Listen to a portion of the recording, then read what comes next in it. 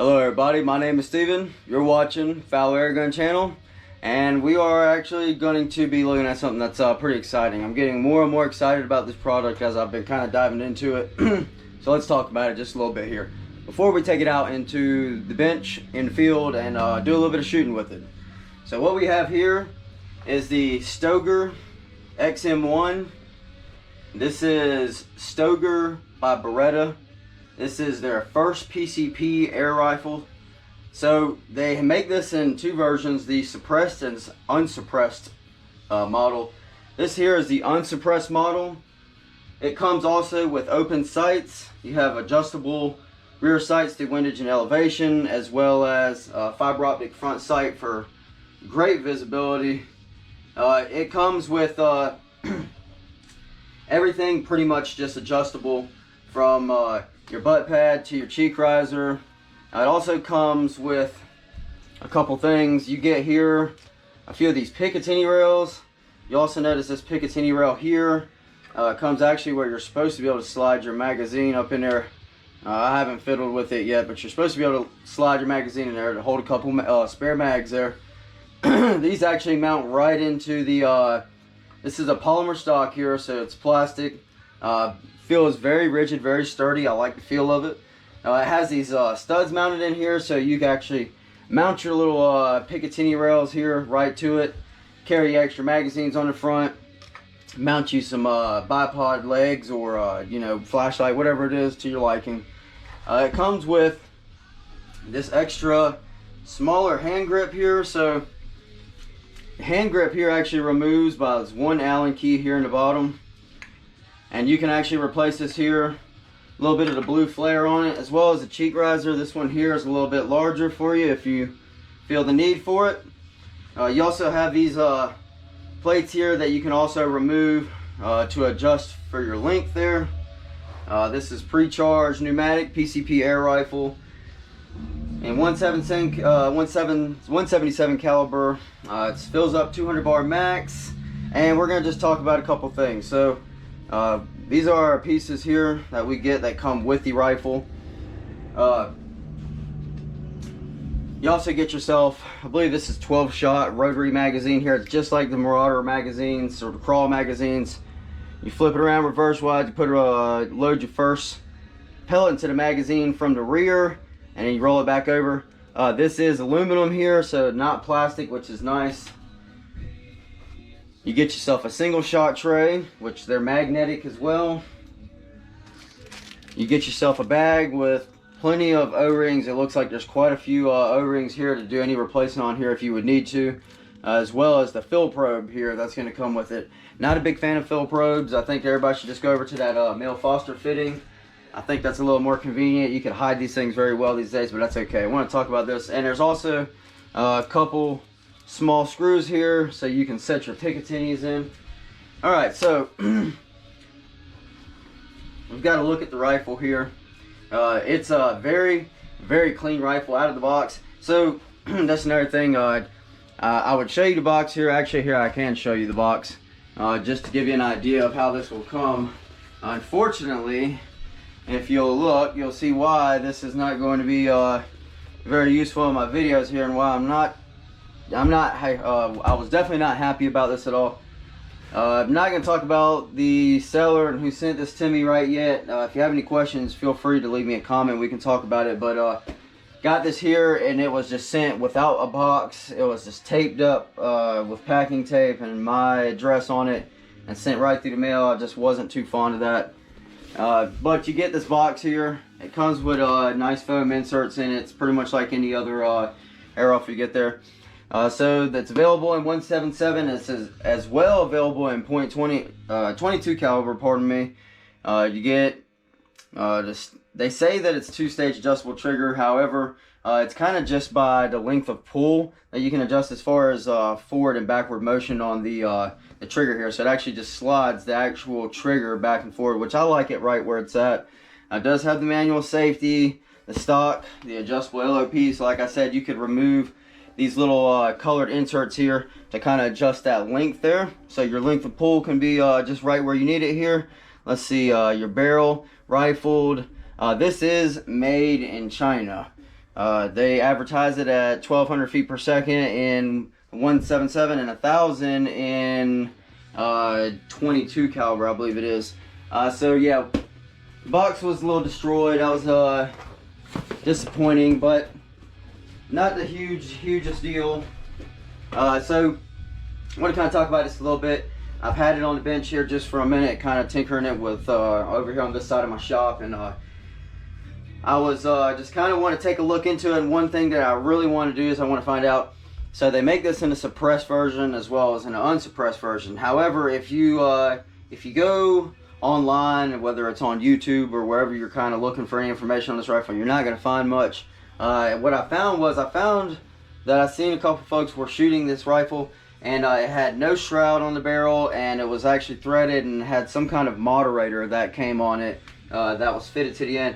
I like that so much better. I really do think that having the option of being able to thread you on a moderator, especially when it comes to air gunning, is extremely important. This is pretty loud. I don't have a decibel meter anymore. My decibel meter broke last year, so unfortunately I won't be able to tell you how loud it is. Just expect that it is not backyard friendly. Anyways, overall great rifle. It has a fantastic checkered this like little thumb pad here right on the cocking lever, so it just goes right up and it just has this real nice feel, and you can just slide it right back. Rifle does decock. It has manual safety on it. Has the red on the side there, so you can see, you know, red is dead, safety. You can hold the bolt, pull the trigger, and decock. So you have the, like I said, the windage and elevation adjustable rear sight, the fiber optic front, and all right, so here's what I want to discuss. So I was really wanting to find out, can this thing be switched over at all to have a moderator on it? And the answer for that is no. Not without, first of all, I just want to also give a heads up to anybody. If you go into taking any of this stuff apart and you start taking the stock off and want to try to make adjustments to it, you're voiding your warranty. This rifle comes with a 5-year warranty. If you're incapable, if you have any doubt in yourself about taking your rifles apart, just leave them be.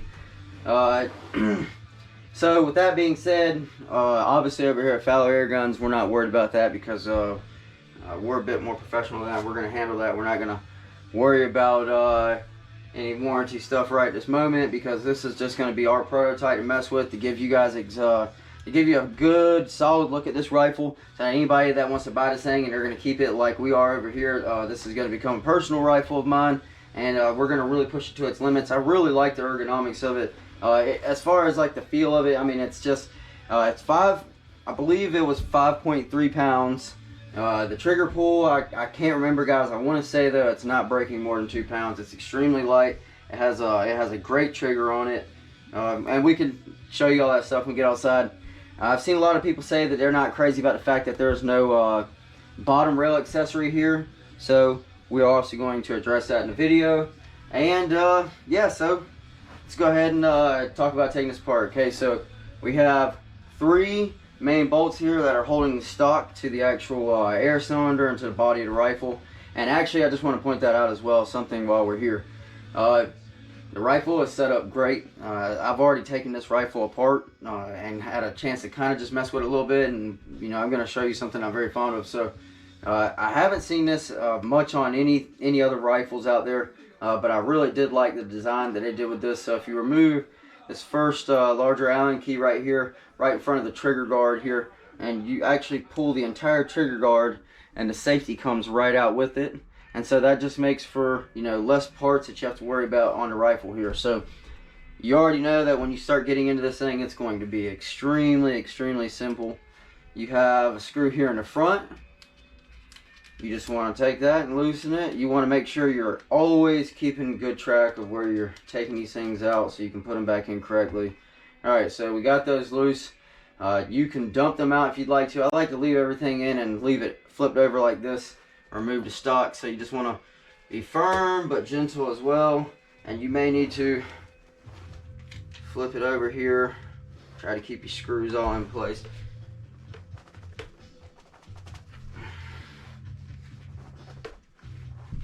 and just be nice and easy with it and just work that stock right off. Try not to pry on anything that doesn't need any prying on, you know, too hard, that's for sure.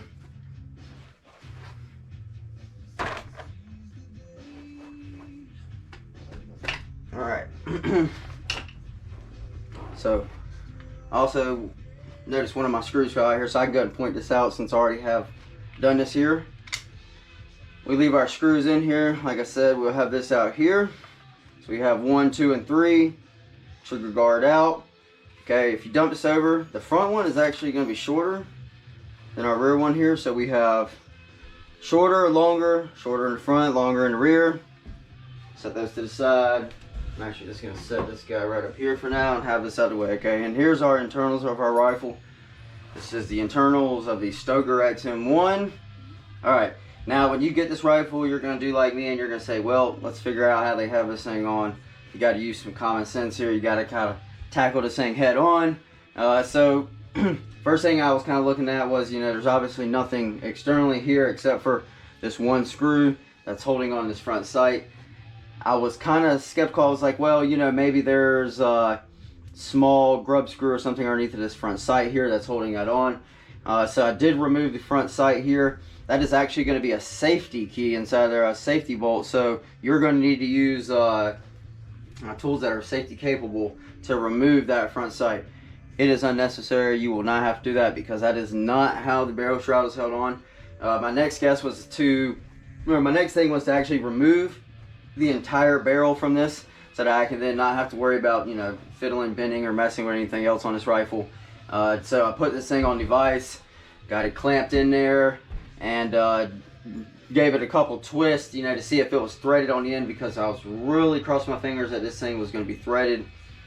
Of course, it is not threaded on the end here, so we're not that lucky, guys. And actually, to tell you the truth, if you go to trying to remove this thing, I'm just going to go ahead and give you a heads up on this. You have 2 screws here that will loosen this. This piece, actually, I really like this. We're going to talk about this just for a second here too, before we jump on that barrel shroud. So this is actually a barrel band. It does make contact with the air cylinder as well as the barrel here. Just by these 2 grub screws here, or these 2 Allen keys here, these screws, it releases the tension off of it. You can slide it back and forth here. It is, I believe that's aluminum, some kind of cast aluminum, and on the top here it is actually a dovetail mount that has this sight onto it. So what I plan to do is, when we remove the shroud here, we're actually going to move this forward into the stock and just keep this band and just move it forward a little bit here, and that will also just be, you know, rather cool for just an interesting little any kind of, you know, dovetail, something that you may want to mount right here on the front. You can, you know, convert it over to a Picatinny or what have you. So anyway, so you get this here. So the thing is, when you go to trying to get the shroud off, if you go to mess with it at all, guys, it's not going back on. It is glued on there. It is made in China, okay? This rifle is made in China. You cannot expect, you know, you just can't expect everything just to be, you know, like it's made in the United States or Germany or somewhere where they really take pride in their stuff, Italy or somewhere nice. So anyways, got to pull on this barrel shroud and it comes off, and like I said, they have glued this thing on very well. You see there's just all this glue here. So we're gonna remove this. Luckily, I have a guy who is going to be able to thread this for me, like with my Gamma Urban. So there's still plenty of barrel on here that we're going to be able to thread that, be able to get, hopefully get that threaded up to half UNF, so that we can stick us a moderator onto there. It's a little small, I don't know, we'll have to talk to the machine guy and with the other machine guy anyways, and really figure out what he can do with the end of that barrel. I may end up having to do something myself with it here. So anyways, there you go, there you have it. That's the barrel shroud off here. It's a very, very, very simple system. We're not going to tear into this thing all the way until we are ready to start modifying this thing. I mean, you know, like I said, I've taken out the barrel, haven't messed with any of the stuff up here as far as in the breech or anything, or taken out the probe or anything. Haven't messed with the trigger. We are going to do some trigger modification on this thing. I plan the trigger is already, I mean, it's pretty phenomenal. It's got this very, very simple setup here, just this rocker setup here. And you can just simply see how the trigger will come back on the sear, lock in here, trigger right there. You can see that movement that we get off the top here to release release your striker, and there you have it on that. So very small air cylinder there. I'm not sure, what is that, like 100 cc's or something? I mean, that's a really small, very small air cylinder. So modifying it and anything is going to be very interesting. You're not probably going to get a whole lot out of this thing more than what it's probably going to be doing right now. It will be interesting to find out. We're going to put it back together. We're going to keep the barrel shroud off of it. We're going to mount us a scope on this thing. We're going to put it in the Caldwell turret. We're going to get out onto the bench, and we're going to get to shooting this thing. We're going to run some chronograph numbers, and we're going to get lots of accuracy, and start out at like 60 just to see if it's even going to be worth anything out of 60. If it's not going to do 60, then it's just not anything worth really keeping around. It'll be sold as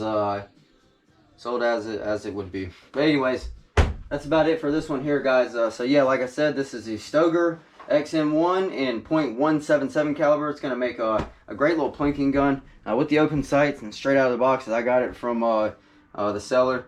Like I said, my wife and I, we were standing right out in the backyard and shooting a soup can out at 40 yards. So with some FX 10.3 grains, and they seemed like they had some great velocity on them. I mean, I couldn't complain. So that's it, guys. We're gonna wrap it up on that one, and be looking for this next video. We're gonna go get put it back together, like I said, and get out there and do this thing. Hey, make sure you like my videos. Make sure you subscribe to follow me for more. And as always, we'll see you next time.